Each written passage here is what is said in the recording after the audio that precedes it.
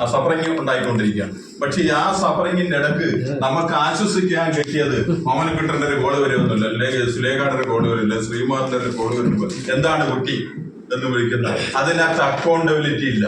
കുടുംബ ബന്ധവും സൗഹൃദ ബന്ധങ്ങളും തമ്മിലുള്ള വ്യത്യാസമാണ്. ഒരു കുടുംബ ബന്ധത്തിലെ ഒരു വ്യക്തിയുടെ വീട്ടിൽ ചെന്നാൽ ഒരു പ്രാവശ്യം ചെന്നാൽ പിറ്റേ അവരുടെ മനസ്സിന്റെ ഡയറിയിൽ കുറിച്ചിടും, അവൾ എന്റെ വീട്ടിൽ ഒരു ദിവസം വന്നു അതുകൊണ്ട് ഞാൻ തിരിച്ചു പോകണം, അല്ലെങ്കിൽ ഞാൻ ചെന്നിരിക്കുന്നു അവൻ തിരിച്ചെന്റെ വീട്ടിൽ വന്നു. ഇത് വളരെ കറക്റ്റാണ്. മരിക്കുന്നവരെ അക്കൗണ്ടബിലിറ്റി സൂക്ഷിക്കുന്നു. പക്ഷേ സൗഹൃദത്തിൻ ബന്ധത്തിൽ ഒന്നുമില്ല. ജലത്തിൽ വരയ്ക്കുന്ന വര പോലും ഒന്നും റിട്ടേൺ പ്രതീക്ഷിക്കുന്നില്ല. കാരണം it is A sincere love. സ്നേഹത്തിൽ നിന്ന് മാത്രം യാതൊരു ബാധ്യതയില്ലാണ് ആ ബന്ധങ്ങളുണ്ടാകും. ഇപ്പൊ നമ്മൾ ഇത്ര കൂടിയിരിക്കുന്നത് യാതൊരു ബാധ്യതയും അഡോപ്റ്റ് ചെയ്യുന്നില്ല. നാളെ നമുക്ക് നമ്മുടെ വഴിക്കും പോവാം. പക്ഷേ രക്തബന്ധത്തിൽ അല്ലെങ്കിൽ കുടുംബ ബന്ധത്തിൽ നമ്മൾ റിട്ടേൺ ചെയ്യണം. പലിശ ഉൾപ്പെടെ റിട്ടേൺ ചെയ്തുകൊണ്ടിരിക്കും. That is A difference between family relation and friendship relation.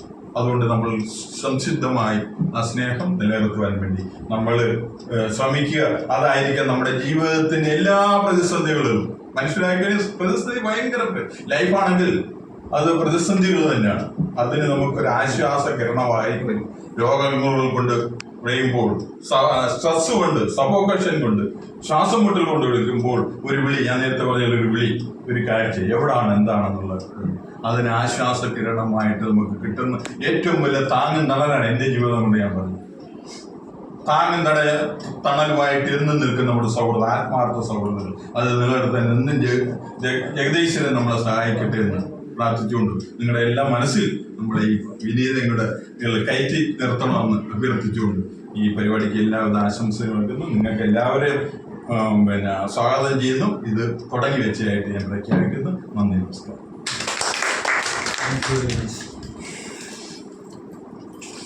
അടുത്ത ശ്രീകുമാരൻ്റെ ഒരു പാട്ട് പാടും.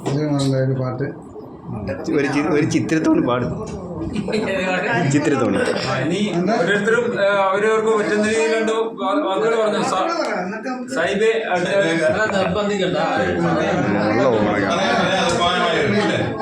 ശ്രീമാൻ ശരിയാ.